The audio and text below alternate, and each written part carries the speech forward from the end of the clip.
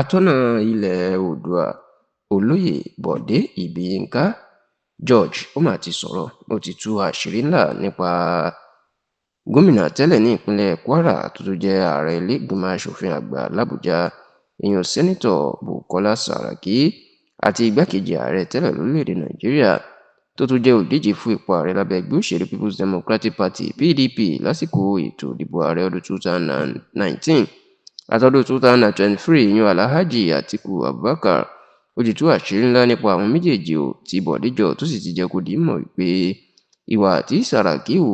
bí ẹni tí ó ń dalẹ̀ Àtíkù Abubakar ni,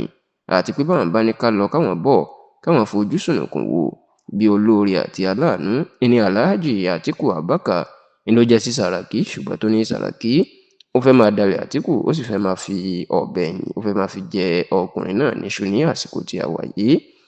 Ǹjẹ́ níbo ni olóyè Bọ̀dé George tó tún jẹ́ ọ̀kan pàtàkì lára àwọn olóyè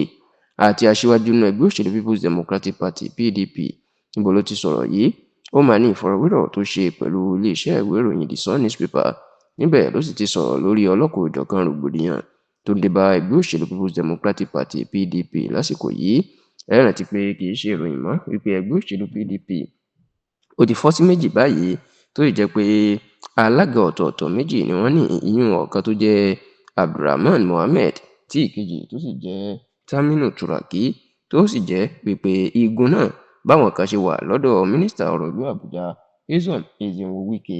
ni àwọn kan fi sọ́dọ̀ gómìnà Ṣèyí Mákindé ti ìpínlẹ̀ Ọ̀yọ́.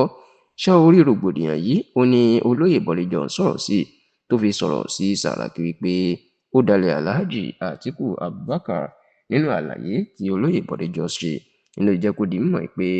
ìpàkọ́ ìyún National Convention àti igun PDP tí Wike tán ṣe ibi tó ti yan Abdulrahman Mohammed gẹ́gẹ́ bí alága wọn, ó ní ìpàgọ́ náà ó ní ó mà yà òun lẹ́nu bóun ṣe rí Sàràkí níbẹ̀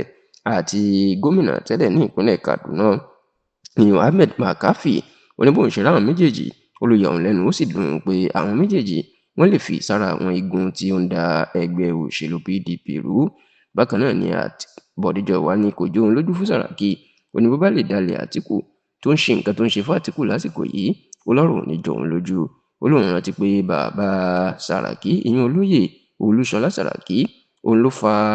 Sàràkí lé olóyè Olúṣẹ́gun Ọbásanjọ́ lọ́wọ́ lásìkò ìgbà tí Ọbásanjọ́ wà nípò ààrẹ, kódà ó ní ìṣojú òun ni tó sì ní Àtíkù ń ló padà tẹ́wọ́ gba Sàràkí tó tún sọ ọ́ di olùdámọ̀ràn ìyẹn special adviser ẹ̀, tó sì ní